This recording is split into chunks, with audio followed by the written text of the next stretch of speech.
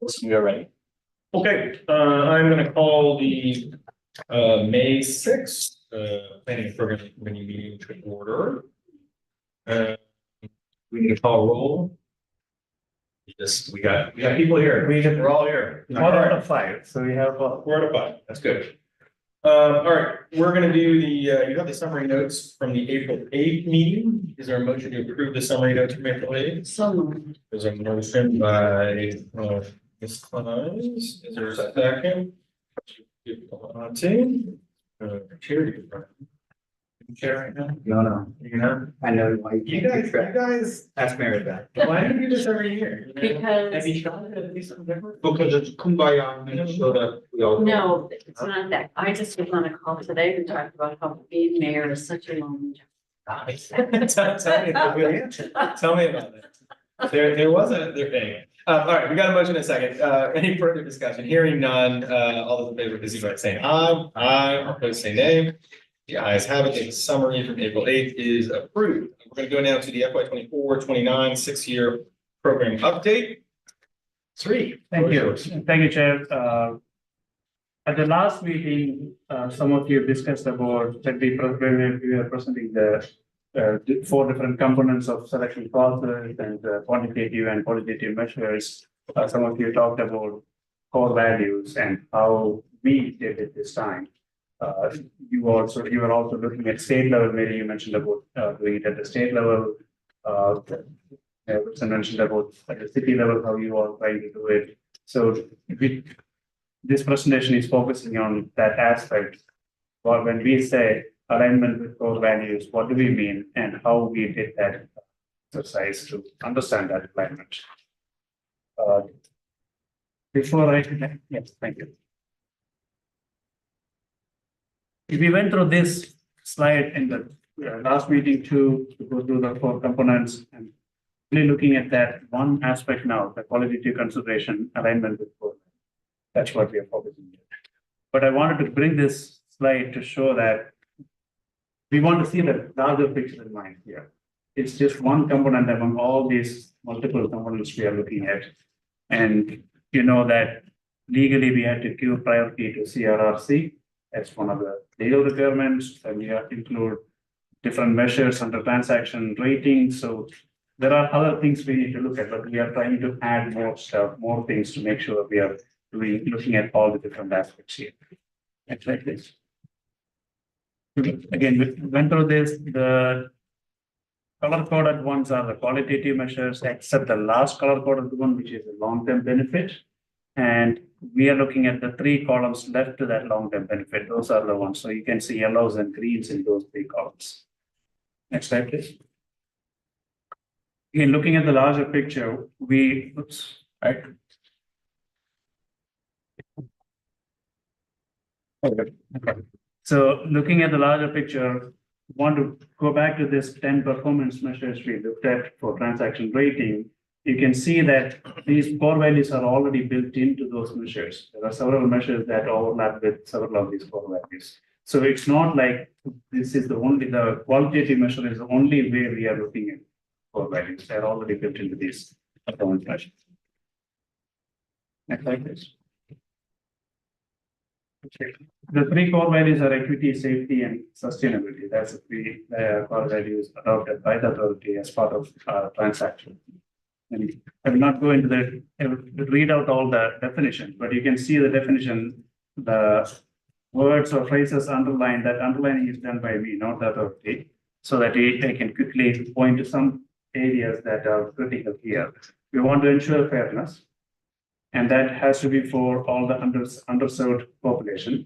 It's not just income or color, but a number of ways to look at who are those underserved populations. And we want to make sure that we facilitate social and economic opportunities for those especially.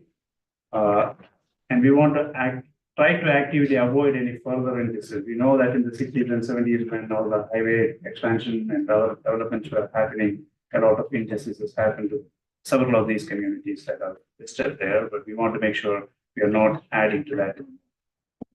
So some of the examples are given here. Is there a way to move that? Yeah, that's what I was trying to do earlier. Okay, oh yeah, there it is. There we go. Okay, thank you. So here are some of the examples where we said if the project has components that addresses these issues or these topics, then they are pretty well aligned with what we are trying to achieve in terms of equity here.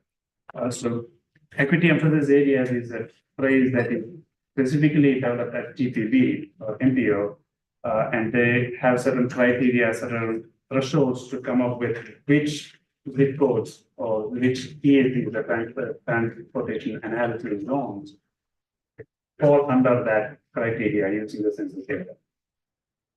So that's equity emphasis area or EE. So are we providing benefits to this project, any of these projects? Are they providing benefits to equity emphasis areas? Maybe Ms. Sainz asked the question last time, are we only looking at equity emphasis area? No, because of that particular reason. This is a TPB definition, there is a threshold, but that doesn't mean that we have to look at only people within that threshold. There are people outside that threshold that also require that special attention. But since equity emphasis area is a term everyone is familiar with and has been in use, we wanted to make sure we look at that too. Separated and protected bike facilities. If they are installed everywhere, that's great. But if you're installing specifically in an equity emphasis area, that's adding more equitable activity there. Or we can call it out there, or areas with other underserved population doesn't have to fall under that criteria. But jurisdiction who is doing the project probably have a better understanding, better data to show that this is not a designated PEA, but this area has this certain number of people that we need to understand. One of the other examples I provided there is zero emission buses or low emission options that definitely in general, we know from the various surveys and other studies in the region that a lot of people falling into those categories might be using buses to reach their job centers and other activities. So if you are providing less emission, zero emission or other buses, those are the buses for them to travel to, that's reducing, that's equitable in terms of overall emission happening in the region. ADA compliance features for various projects. That's again good alignment with equity. So Sri, I probably asked you this time, and I apologize if I did. Equity emphasis areas as established by the TPB come off of basically some sort of average across the DMV. Yes. And when you look at it, there are pockets that we know in Virginia are lower poverty than the surrounding communities, sometimes by a lot. But because they are better off than the average, the TPP average, they don't show as equity emphasis areas on our chart. And so I continue to be concerned that I think we should look at this data set on our side of the river and decide what our standard is. Absolutely. So when we are updating transactions, we did that. Okay. So we looked at expanded that definition a bit more and looked specifically. So we have more areas than what TPB called as equity areas under transaction. So we looked at that. Okay, so that's embedded here in this analysis as well. Yes. So you might want to just call them NOVA equity emphasis areas to clarify that we've looked beyond the regional average. Sure. Yeah. So yeah, we looked at that as part of transactions. So we use that to compare here. That's you.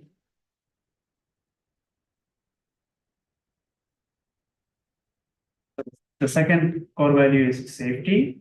Again, I will point to some key aspects here. We want to minimize fatalities and severe injuries. We want to increase safe, healthy, and equitable mobility for all.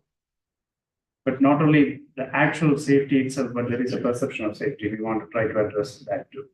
You've seen that in several of our own surveys, the perception survey that we did in December and presented to the authority in February. So there's a lot of discussion happening about safety in that area.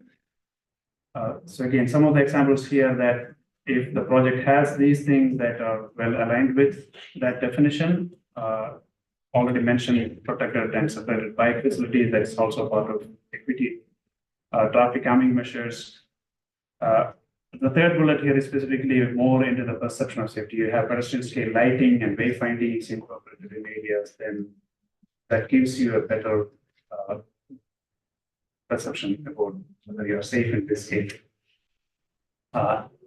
Separate bus lanes, bike pedestrian safety infrastructure. There's a number of terms there, and like LPI, HAWK, and RRFP. These are all different tools and techniques used generally across the country for improving safety, particularly for bike and pedestrian users.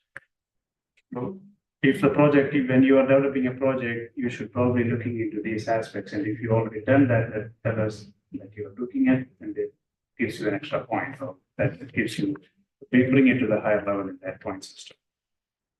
Intelligent transportation system or ITS, transit signal priority, these are all again used to improve travel flow in corridors that in general improves reduce congestion and improve the safety features and help in emission, reducing emissions too. Third one, sustainability. This one, probably everyone looks at sustainability and think about the environmental sustainability, reducing emissions, specifically greenhouse gas emissions or carbon emissions. But we also want to look at the economic sustainability and social sustainability too. So some of the examples, when a project is reducing congestion, it's helping make that area more attractive to businesses to come in and add more jobs. If we have new transit routes that connects existing regional transit systems or activity centers. Again, I'm not calling regional activity center, which is a specific term used by PPP or identifying major activity areas. But there are several regional activity centers in Northern Virginia that are identified by PPP. But then as you go further west in our region, there is sparsely any RSCs there. So we want, but there are activity centers there, and they're trying their best to connect them with transit or other aspects. So we want to make sure we capture that too. From the environmental side, obviously, emission reduction is the major one. We also see in some cases, for example, solar charging for shared mobility devices, things like that, that reduces the use of other fuels that might be a problem. Social is a little bit, maybe not as specific or clear in a transportation project, but when you are adding bike facilities or improving an intersection, things like that, you want to make sure that you are creating a place, not just a space for people to walk around, creating a place for people to use it. So maybe community art, wayfinding, lighting, these things will help make it a social place, a place for people to come and enjoy and use that space. Next slide, please. So Yeah. I have a question with that one. Yes. And process. I agree with you that it's a little amorphous, and I'm wondering if equity covers some of what. Yeah, there is a lot of overlap. You're right. Okay, definitely sustainability, economic and environment. I get to those two pieces. I just struggle with it, but there's a history to it, and I'm not trying to stop us. It just occurs to me that. Well, this is the first time we've really used this, right? So we're Yes. still learning. It's a learning curve for us too. Thank you. So with that in mind, we created a guideline document, which is in your packet, the last two pages in your packet. That document is a guideline that we created for applicants, potential applicants to go through and respond to when they submit applications. As my science already mentioned, this is the first time we are doing, so we didn't make it mandatory for everyone to do it, but we encourage them strongly, saying that this is something that we are going to look at. So if you submit a statement that provides how your project is supporting all these three core values, that will be helpful for us to go into the details and understand rather than just reading maybe a paragraph of the project description. Obviously, we didn't want them to go and do a separate study or any other additional work. So we said, okay, 1 page for each core value, 3-page statement, that's what we want. With basic description, if you have some data or maps, share that with us so we can see it better. That's what we give them. And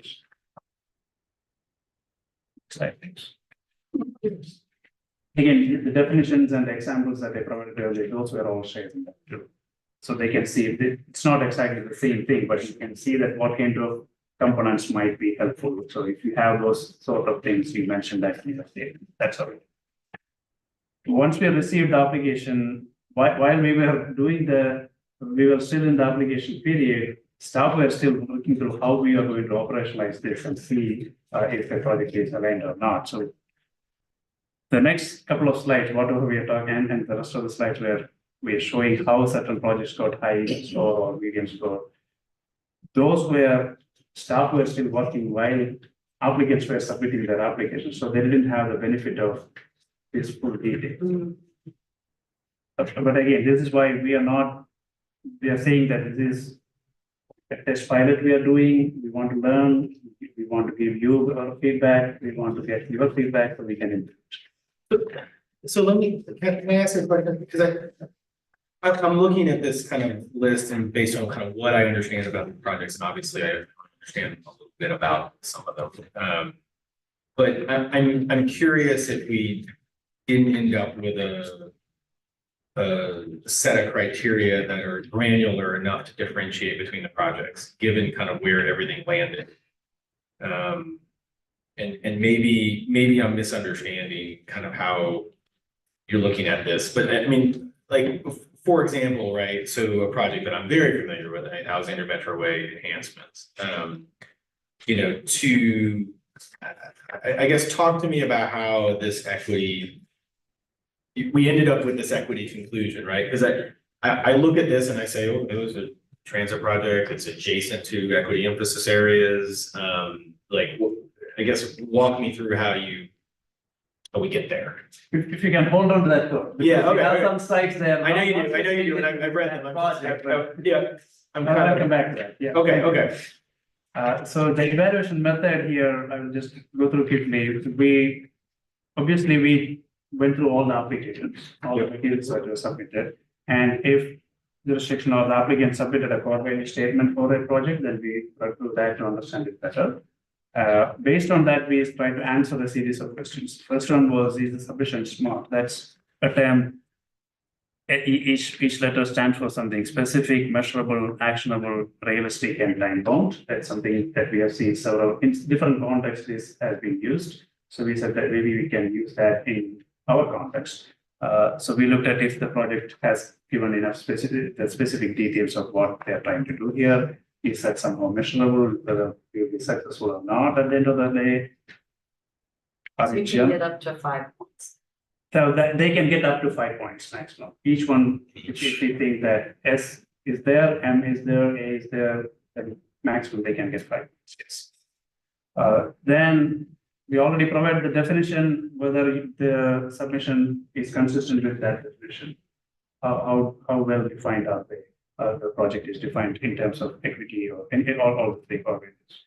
For each one, then it can get up to 5 points. Then we want to see how these different components are they synergizing or not. Sometimes an activity that you are doing probably can reduce the emissions by moving the vehicles faster or smoother, but then that might reduce the safety aspect of it because now you haven't provided enough infrastructure for people to cross safely. So that's not synergizing. If you're doing both, then it is synergizing. So we wanted to understand that synergy is among the three core values. That's again, if you are doing really good, then you get 5 points. That gradation is there. Next slide. And there were several questions specific to each of these core values. For equity, does the submission address equity in a meaningful way? Or are you just saying, yeah, this project will address equity and done with it? Or are you exactly telling how that is happening? So that instead of tokenism, we want to see some more meat to that description, examples. Is the intention to be equitable, thoroughly integrated through the projects? So you have a project where you have some design features coming up, or you're looking at different ways in which that design feature can address equity. Are you looking at all users? Are you looking only at, say, a driver, or are you looking at a bike user, a pedestrian, everyone? Do you have public engagement built into the project? So it's not just you are coming and doing something there, but you are getting feedback and talking to the people to understand what they need and incorporating that. Part of that is again using different languages if that is required. So those are different ways we are when we say is it integrated throughout the project. For safety specific, again, are you looking at a comprehensive view of safety or just looking at one user? Earlier example I mentioned that drivers might be now traveling smoothly, but then the bike or pedestrian people may not be able to cross safely. So that is, are you looking at all users? Are you looking at the quantitative and qualitative data? Are you looking at the perception of the safety and impact of the location? The second part is a little bit more direct. Is the safety primary reason for pursuing this project? Is this a hotspot for practice? And you are addressing that specific issue, then that's directly affecting safety. For sustainability, are you looking at the greater regional context? You may provide a trail from point A to point B, that's great. But if it is not connecting to a regional system or to a larger trail, then it's not going to be that much useful. So we are looking at that kind of connections. It could be a regional connection, it could be multi-jurisdictional from not just within your jurisdiction by connecting it to the next one. It could be multiple systems between, say, a sidewalk and the trail, or a trail connecting to a bus route, a bus stop, things like that. And the last one that we looked at is best practices. In general, we looked at several features like lead certification, rectification, specific activities to reduce emissions, signal optimization, shared use paths, and expanding transit. These are all things people have been using around. So we want to see, are you using one or more of these features in your project that practices to be implemented in here. These were the questions we were going through when we were reviewing each application and trying to score them.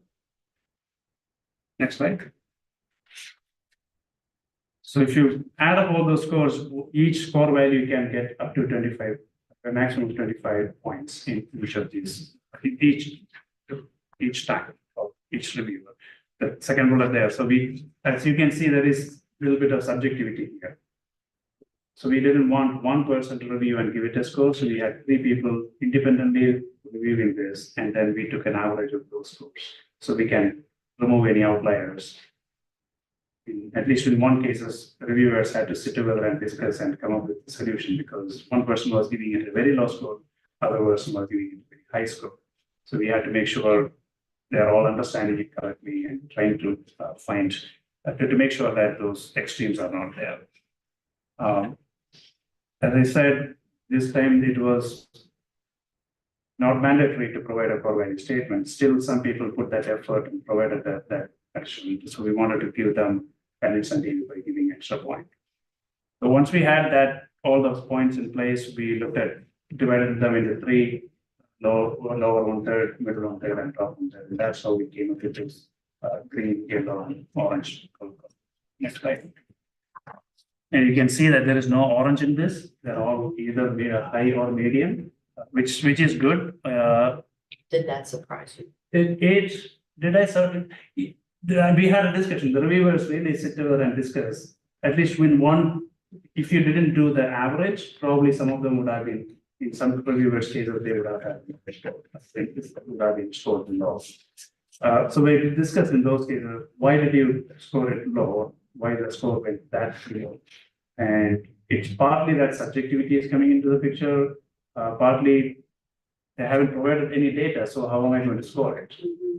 And the description, project description was not enough to score that. So they said, I don't know what they're doing anything or not. They didn't say anything, so I'm giving a no score. See, this is actually why I'm a little concerned, right?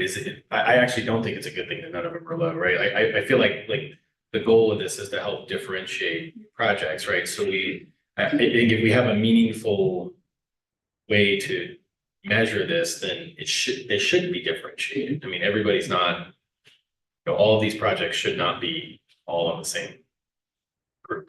And maybe that's I just find it hard to believe, but. That there's no orange or low at all, yeah.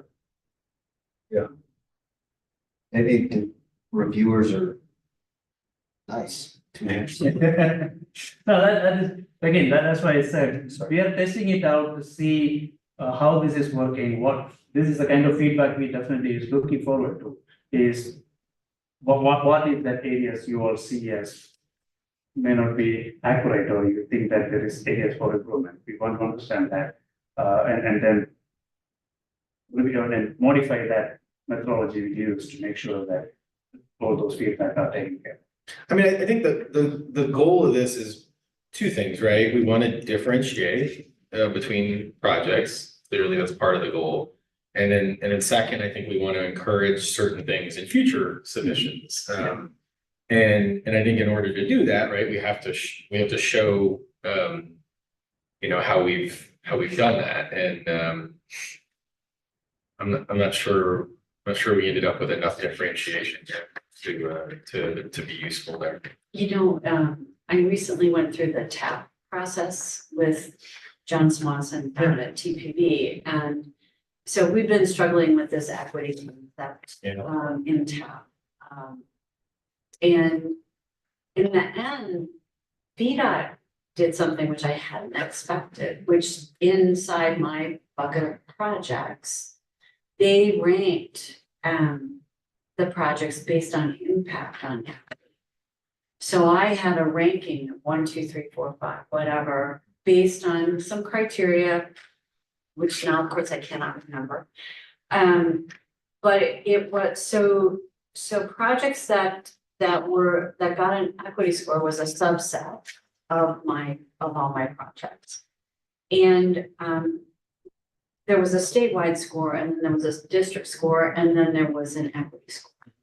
And so in some cases, as we were evaluating, which one of these, because 2.5 million, these are not huge projects, right? But that equity score began to play in some of my thinking. Like, I want to look at these first. How far off are they from the average? And some were slam dunks and others were on the bubble. And when I was on the bubble and I was comparing one with an equity score and one that didn't, I would choose the equity. That's the option. And that's kind of what I was hoping we would get from this is, I've been through this several times. The top 5 or 6 projects are kind of always the top 5 or 6 projects. But when you get down there, look into this next tier, it's like, okay, what are the things that should decide us? And to me, it's, are we helping more people move safely in ways that they want to? And safely is that other important word there, right? So we don't know when we look at this, whether any of these is a hotspot. We don't know anything about how this could or could not improve safety. And if Dave Snyder were here, he would be saying that's like the most important thing. We got people dying all across the Commonwealth. They've been hit all across the Commonwealth. And shouldn't we be trying to prioritize putting our money where the safety problems are first, or whatever your order is. Sustainability is so, we just don't, nobody's got a good definition of sustainability. nobody does. But those other two, I was hoping might have helped us decide. Because we can never fund everything that's asked. And with this, it's not, I mean, you could say, well, let me look at the green ones first, you know. But we don't know a whole bunch. So you could envision, are you saying that you could envision ranking one or more of the three values? Or you could, or two or all three? Sustainability, I don't know how I would rank sustainability, I mean, but I would say in equity and safety, you know, equity is a little bit about like how many people, you know, how many people does this, who we would say don't have good access, does this now give good access to? On safety, it's like, how unsafe was this place? But I mean, the sustainability is pretty clear, right? It's transit and pet projects Score got better, a green. Right? is that That's, what? that's Okay. what it looks like, almost exclusively, right? And non did not. But Yeah, but some of those may have sidewalks or, yeah, I mean, this is the problem we have is like if you're filling in missing links or if you're going from a 3.5-foot sidewalk to a 6-foot sidewalk, you're actually improving the condition. Yeah. For pedestrian. Yeah, I think for us, it's quite a challenge because, you know, in terms of project recommendations, the overarching factors are going to remain what's in Virginia code. And obviously there's nothing about core values or text MBTA. No, but like I said, I think it gives us a little bit more to hang on than the chairman being on. So, Yeah, as Shreya said several times, you know, we're feeling our way through this. With the information we have, not that I recommend that we change anything now. That's because this is already part of the public comment process for this cycle. But I think we definitely at the end of this cycle need to take another look at this. We can potentially, as a theoretical exercise, you know, do what you're saying is look at which of these projects are on the bubble, you know, so how close are we to having projects that are in the low category? It remains to be seen because we're still in public comment as to what our recommendations will be and how big of a difference this actually makes, because we're not really saying that, you know, just because a project gets a deep green or just because it gets an orange is necessarily going to sway it. Is it your recommendation? Yeah, it's the big chart that Tree showed with lots and lots of color coding and just sort of emphasizes a very holistic process of which this is a part. This isn't the sole determinant of a recommendation, but it perhaps in some situations in this cycle or in future cycles might be a deal breaker or deal maker if we get to the point where there's insufficient funds to pick two projects which are otherwise equal, and then this might. I mean, that's kind of how I saw this Right. acting. I mean, do you want to say at the end, Keith, you know, whenever we do the adoption, that, you know, this many folks who we would consider underserved are now going to be served because of these projects? We think we've addressed, you know, 7, you know, really hot spots and 5 other places that were on, you know, that are in danger of becoming, I mean, so some of it's about what do you want to say about this at the end, and does what you have there help you say it? I think I can't preempt our recommendations because we don't have any yet, and we're still in public comment anyway. But I think when it gets to the point where we're able to make recommendations, you know, we will certainly draw attention to projects where we feel the project is strongly in alignment with our core values. Obviously, in this case, in this situation, we don't have any that are strongly not in alignment. But I think it's important that if there are some on the bubble that, you know, for your staff in the next cycle, they understand, you know, why the projects were scored the way they were scored. Right. And, you know, in an increasingly, I won't say rigorous, because this was rigorous, but, you know, as we dive deeper and deeper into the core value alignment, you know, some things that may have got through in the past will not get through in the future, and they staff need to be aware.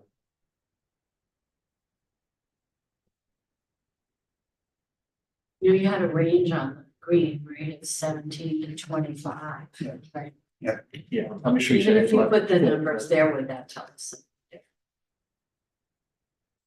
We don't have. I don't have it on my. I'm just posing a question. Yeah, exactly. Well, we can certainly do that. We can certainly change the scoring, the weighting. Because, as well as yeah, I mean, or you could put whatever the numbers were there and then add it up.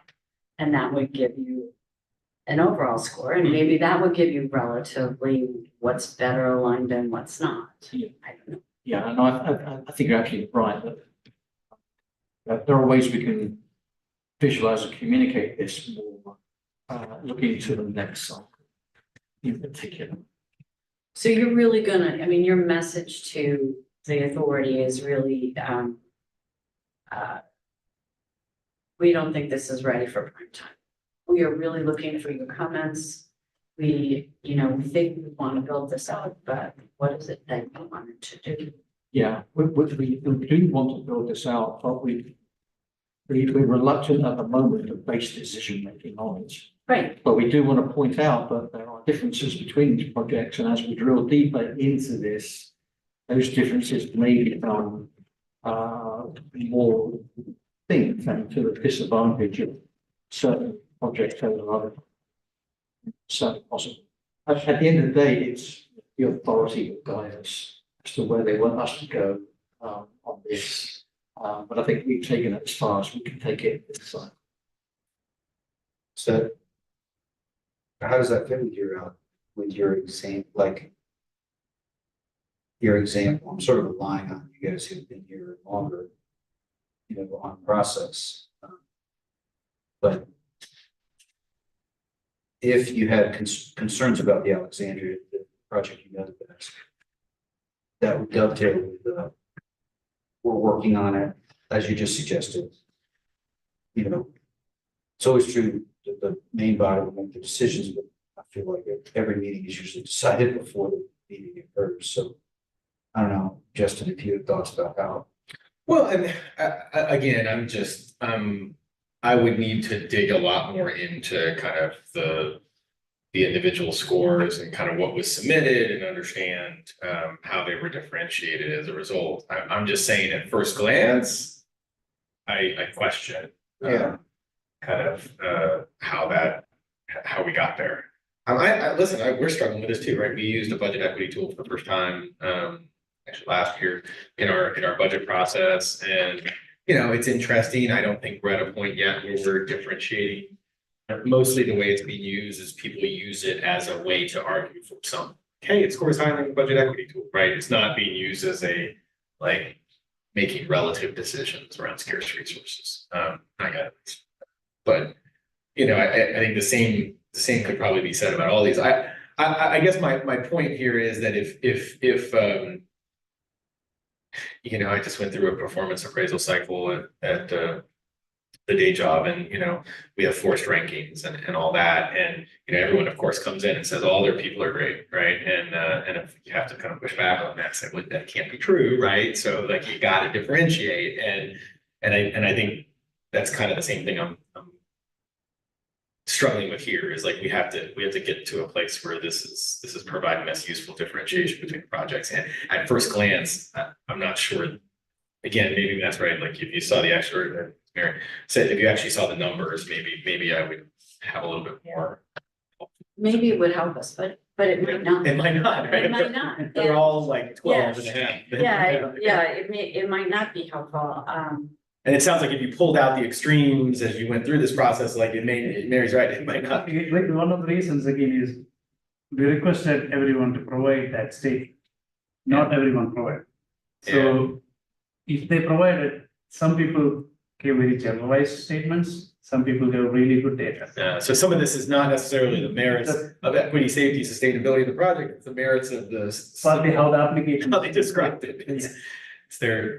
So that's obviously, that's one of the things that we want to maybe is make it mandatory so that everyone submits, then at Yes. least we are comparing apples to apples. You had a choice, you had a chance to provide us the data.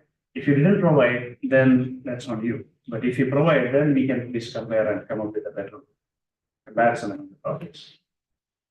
Well, it seems as though if you want to incorporate a mandatory requirement for next year, not prejudging, and you know, sometime depending after the authority makes its choices this year, without too much delay, it might be helpful to try Mary's idea of putting some numbers next to this.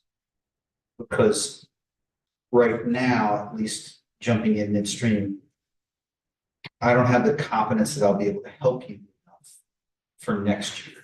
And, you know, it seems like, given that I think the rest of you are leaving me and leaving us, that I should be ready to help you, you know, like next year. So I'm not saying I don't, leaving me is like, sounds dramatic.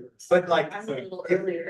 but if the three of you are not here, I just need to be able to actually help. And so that might be helpful for me. It's like some numbers next to it and a little bit of engagement. So I lock in on the content before we get to public comment period where you have an idea that is already established. So I mean, all things being equal, right? Like the optimum, and I'm not saying we invest in this, right? The optimum is some kind of clear criteria, perhaps assessed by some external party who's able to look at the details of these projects and say like, you know, kind of like how we would do, you know, green building or something like that. Oh, LEED silver, LEED gold, like someone's validating, you know, how you got there. There's a rubric that you apply and all that. And maybe at some point for all three of these areas, we'll get there, but we're not there right now. And we're kind of making it up as we go, and then evaluating based on really a self-assessment of the value. that's not to say it's not good work. It's just No. the start of the work. No, exactly. I think this is you're gonna iterate as you go. Yeah, I mean, that's the way we see it. We typically at the end of every update cycle will at least have an internal review as to how the process works, particularly on some things that are relatively new like this, and make adjustments. The next call for projects will be subject to future authority action. We believe early May of 2025. This is being recorded, so I've just given the first signal that that's when the call for projects is going to be next time. So, you know, working with your staff, we had a pretty decent 12-month period to iron through any wrinkles and get a clear and common understanding of the process with enhancements that we can draw on from best practices from other jurisdictions and elsewhere, Commonwealth and around the country for that matter. I'm trying to do something done before. Yeah, I mean, we're happy to lead on this. Obviously, there's project they being the leader, but others might come along and do it better. But you know, we are on a 2-year cycle for updating the 6-year program, and next call for projects will be on or about May 1 of 2025. So we have 12 months. Yeah. So Keith and Sri, when I look at this paper, and I look in safety, the project that's got the 100 score in safety in this analysis, in the transaction, was the safety improvements like high crash intersection. And so thinking of that, but does that show up as a green? Oh yeah, there it is. Yes. Okay. Is there a way, I'm just playing with this idea, but you have safety, which is, you know, a repeat of this one. And you have growth in total DEA access as another column. Is there a way to use the values from those two columns where you've already done an evaluation to help us see, or is that too simplistic? I wouldn't call it, actually, earlier when you mentioned that, I was going to point out to that in one of the earlier slides, I mentioned how those 10 performance measures are already looking at some of these, and that's exactly what Right. is now pointing out. Right, and I mean, and then I don't know, we have emission reductions at 10%, so basically what that does is kind of give those areas a double hit in terms of, you know, it calls those up and says, these are, you know, this is partly where we're putting, now, we put the highest percentage on bike and pack. It's at 15%, but anyway, I don't know, I mean, that's another thing to play with, is what if you just plugged those numbers in here, because you already have them relative to each other, and then added across, what would that tell you about, you know, how it's hitting, and would that make, you know, at VDOT, they're always trying to simplify the metric stuff related to smart scale. Yeah, I mean, that's certainly doable. Right, is it big enough? Is it a big enough idea to, or do you add a couple of things That's that probably. modify the score, just, you know, in some way? But I mean, again, I would be curious to just sort of see, does that tell us something different? It may be, but when we were looking at the definition and starting to look at, so if this is a definition, what all things we should look at? What you are pointing out here are some of it, not all of it. Right. So that's where we were like, okay, that's, if we use only those, then we are not looking at this part of Right. equity or this part of sustainability. So But we want that. you could have a great conversation with the authority or with this committee or somebody where you say, okay, if we took this score, here's all the stuff we would get. What's missing from your perspective, authority members, that should be here in this column, and do we have measures? Do we have things we could look at, ways to gather that data to modify the score? I don't know. Just seems like maybe that would give you a different base to make a decision. Because it's really all about choosing projects. I mean, that's what this is all about.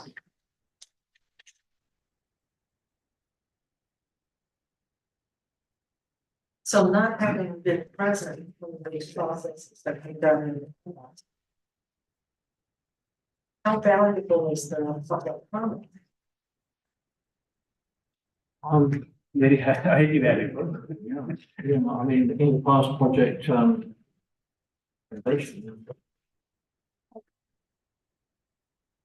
have been strongly influenced. Yeah, in both directions, you know, it's. But I would say, I mean, you correct me if I'm totally wrong about this, but it's on the bubble that the influence is exerted. It's not in the top, very top ranking projects. I would say, yes, I guess there's two basic situations, three. There's strong public support for a project, there's strong position for a project, and then there's a bit of both, not much of anything in terms of public comment.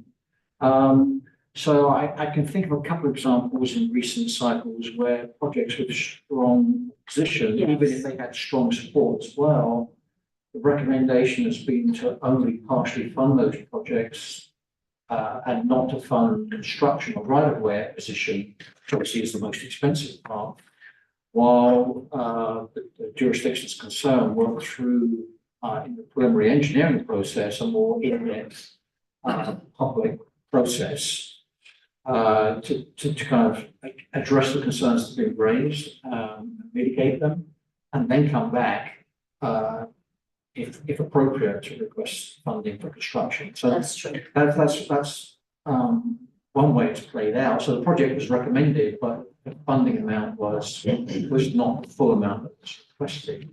And in the other direction, projects that have been strongly supported, it's always Hillsborough that comes to mind, where The something. score was reasonable too, though. Their score was reasonable.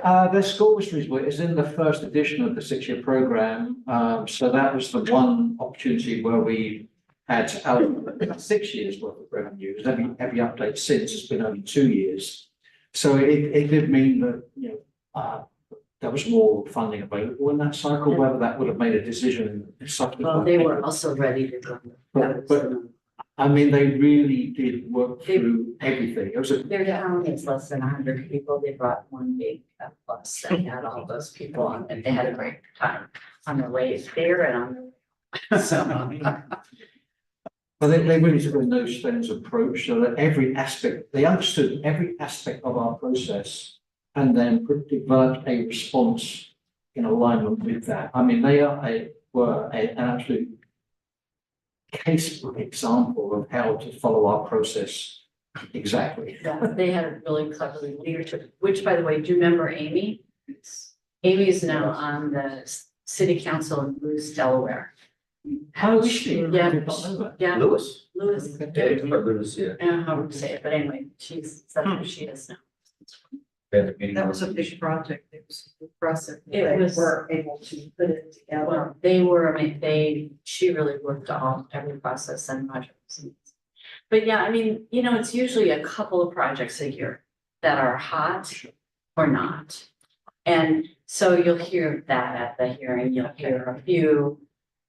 We had one last year in Prince William where there was a disagreement between two communities about a road that was going out toward the Occoquan. And I think we punted on that, didn't we? I think that was one of the ones where we, Design was funded. well, we did a partial funding. We recommended partial funding rather than full funding because it was clear that there was differences of opinion within the two communities. And the county really hadn't worked it out. I mean, that was part of the issue, was the county hadn't totally worked it out either. So that's when the community engagement part that you do becomes more important. But, and the other project that has been dogged is everything that the Nova Parks puts in. No. Expanding the bike paths. Haven't you heard anything about that? It's only been within the last 2 weeks. But yeah, most of these projects are not controversial. And it's really just, how much money do we have? Where's the line? And then what are these couples of conversations? But I think there was some hope in the creation of these values, Sheila, that they would allow us to make somewhat more refined decisions in those last few projects. I think that was the hope. Because we're really stuck with this, cost to whatever ratio. There's other things. We're stuck. And just getting the majority of things done in our local takes care of everyone else. Creates. Make them awesome. Yeah. So, You're right, meanwhile, it's looking great if we have plan. yeah, you made a lot of, you've done your plan. Having your plan So- really helps. So is this the input you were looking for? Or like, We can go to the last slide. Yeah, so, one more. Yeah, that's it. So we are still in the public comment period. The comment ends, at May 19th, Sunday. We already, this week, this Thursday authority meeting, before the authority meeting, we'll have a public hearing. So those are the two. And that'll be live streamed too. Yes. I'm not- It will be live streamed. Sending it out, but people will respond.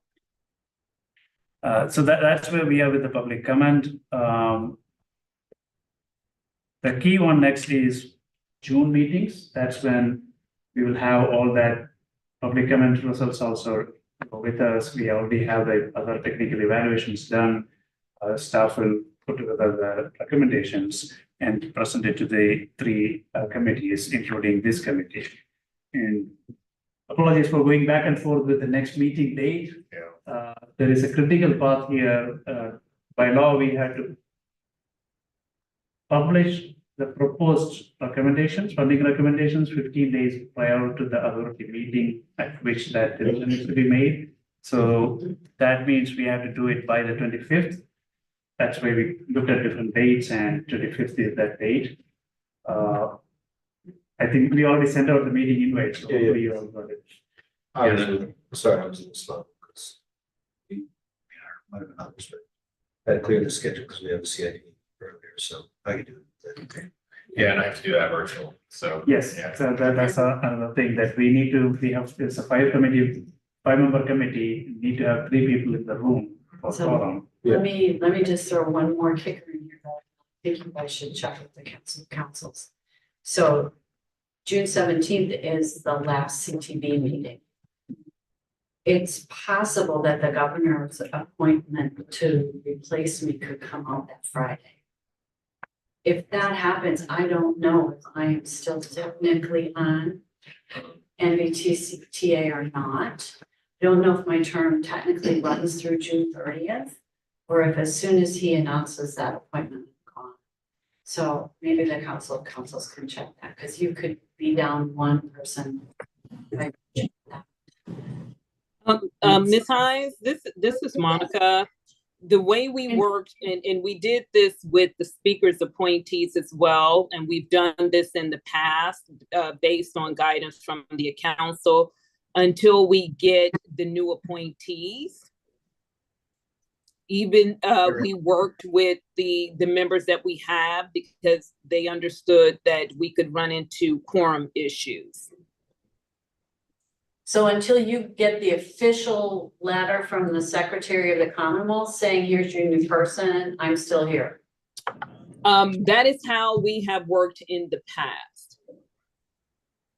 So Monica, you don't want to check the mail that week, is that what you're saying? No, I'm not saying anything like that, but that is something we, how we have worked previously. We can check with the attorneys just to follow up, but that is how we have worked previously. They've been moving very quickly with their appointments. And that's why I'm raising it, because it, I think the secretary is happily looking forward to his choice, whoever it is, from Northern Virginia. Okay. All right, so we gotta just make sure we're gonna be okay, in either scenario. The Mary or Maryless. Yeah, scenario. whichever. Maryless. Yeah. And, it could be somebody, maybe it's somebody we already know, and it will be just fine. But we have no indications of this. So. Okay, anything else you want to highlight on the schedule? No, that is the key, obviously, based on that recommendations, the July 11th meeting is when we expect. And is there any other input you need from us? At this point, no, this is great feedback. We really wanted to get that, and that's helpful, very helpful. Now we'll have, as Keith already mentioned, we will do our own internal analysis of what worked, what didn't work, what are the lessons we learned, and then we probably want to work with your staff at the jurisdiction agencies to get their feedback and see. Okay. Great. All right, we're gonna move now to the preliminary deployment plan for regional BRT. Just a brief verbal update from me. The grass does not grow under our feet. The day after the public comment period for the 6-year program ends, we will open the online survey for the PDP, the redeployment plan, and that will run for approximately a month or 5 weeks. So we're moving along. We're still in phase 1 of the PDP, the preliminary deployment plan, which is mostly about engagement, and we're doing some preliminary analytical work as well.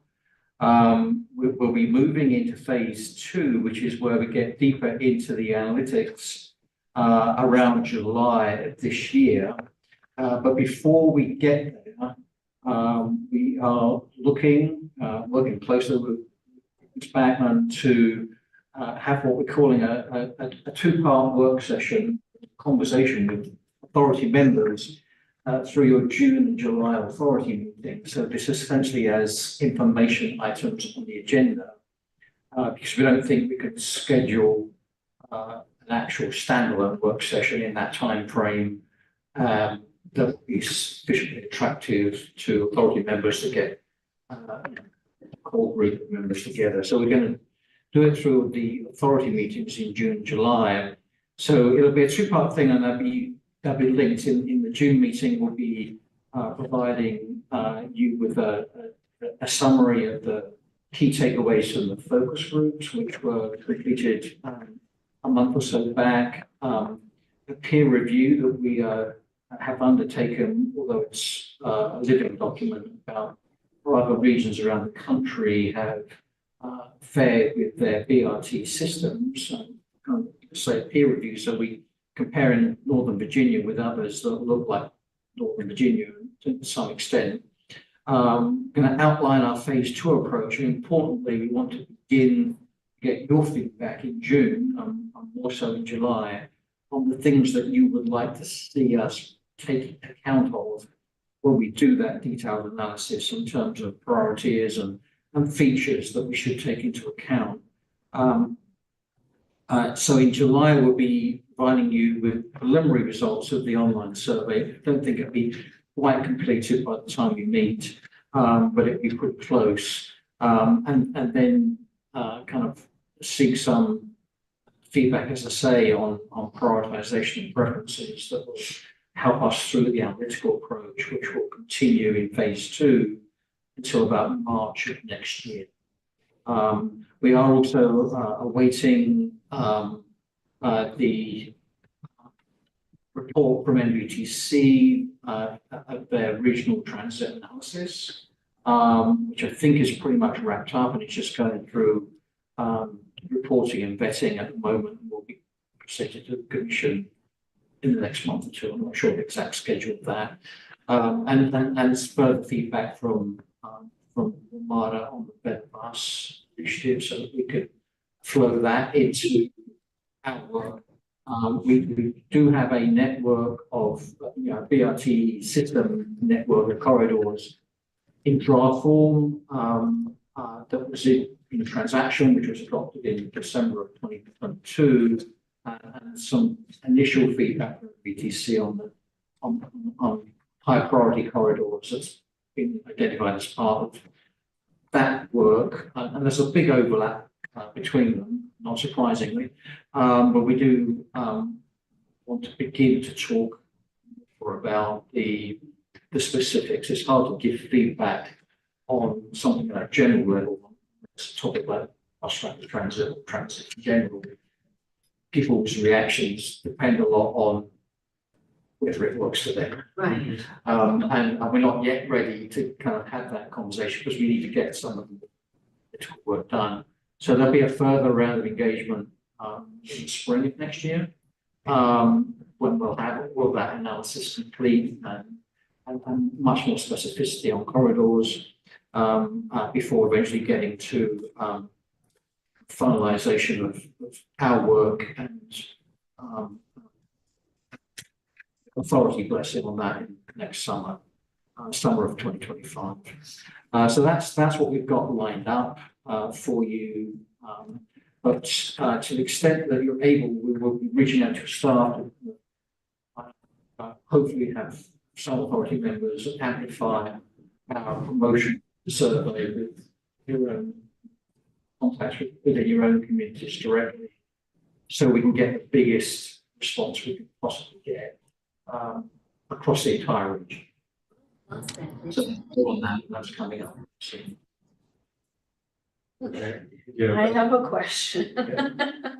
So Keith, when you're doing that peer review part of this, are you looking for, or are we exploring sort of what makes BRT successful? Is it the size of the road? Is it the frequency of the bus? Is it how big the walk shed is and how many people live in the walk? I mean, are you getting that kind of information about what makes their systems work? We're getting as much about the physical characteristics as we can. We particularly want you to understand densities, how densities in other parts of the country where there is BRT compare to densities in the corridors that we're looking at. Because I suspect that The densities will be there in some corridors or some segments of corridors, but not everywhere. And some of that would be like a decade or more into the future. Right, and it's also about what are the destinations, right? I mean, why does slugging work? Slugging works because of the Pentagon and because of the presence of the HOV lanes, now hot lanes, right? There's a story out of Cincinnati or Cleveland where the hospital needed to move all kinds of people to the hospital, didn't have room to build parking.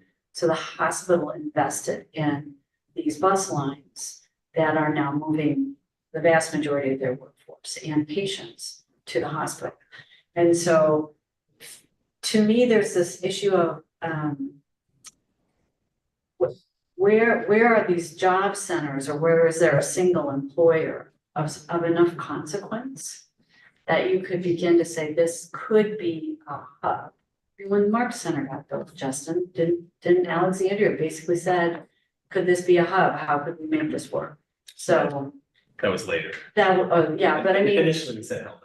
yeah, well, no, I forgot that. That didn't work. I forgot that. But anyway, I'm just thinking, like, because part of what we're trying to do, in my opinion, is we're trying to build the next generation of interjurisdictional travel on our side of the river. And that's a different analysis than if people are going into the city. And it really, to me, it's like, where do people live and where are they going? And what are how would we think, how far do people have to walk to get to that? All this. So to me, that's the kind of stuff I think anybody sitting in one of the seats and the authority, they can really get into that and give you a lot, and as can said. But that to me is like, where are these spots? Do with Legos, how many people up there? So. Yeah, we have a lot of that information already in our In the rules. But I think what would be interesting is given that MBTA does not mess with land use, but there is nonetheless the connection between viable transit and land use. There may be some pointers that we can share about where development might mean that something that otherwise be 20 years away could be 10 years away. That sort of thing.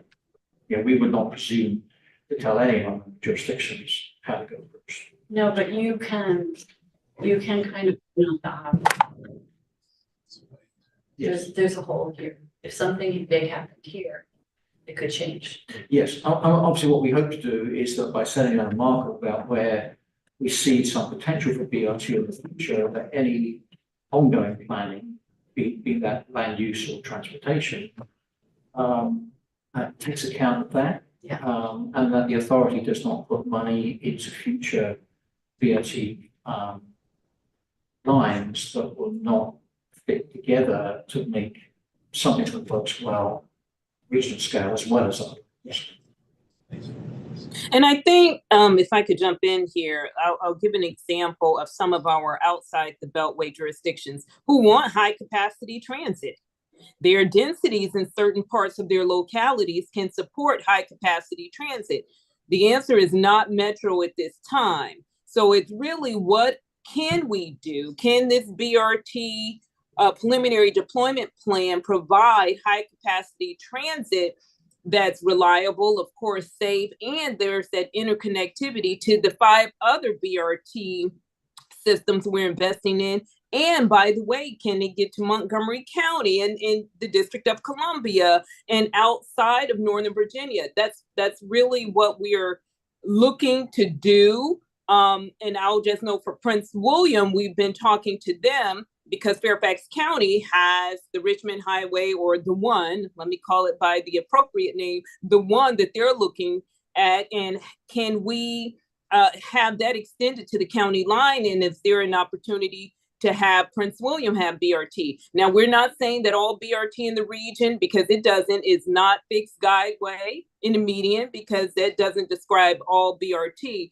But we are looking at localities in the region that have densities that can support high capacity transit. They may want metro, but they understand that it's not a reality for the next however years.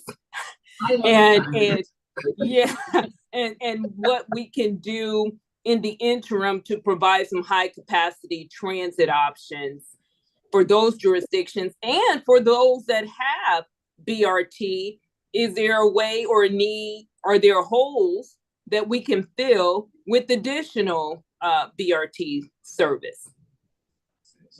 Thank you, Mr. Chairman. Thank you. All right, other questions for Keith? All right, thank you for the update. All right, let's move to the MBTA update. Ms. Backman. I don't have much to add that hasn't been said already. Of course, this Thursday is your public hearing. I believe we have at this time one person who has signed up to provide comments virtually, but we have a lot of comments. We will not be sharing the comments on Thursday because the public comment period closes or ends on May the 19th. So we will share the comments with you as noted at the June meeting. We do have action items on the agenda. The agenda is very light. I should note they're primarily endorsements. And then we anticipate a decent discussion regarding the General Assembly session that they go back next week and some other regional initiatives. And Mr. Chair, that's all I have. So if there's only one or two live comments, does the meeting start directly after, or are we waiting Yes. until? No, Starts the directly meeting, yeah, the public hearing actually starts at 7, and then we start the authority meeting at the conclusion of the public hearing.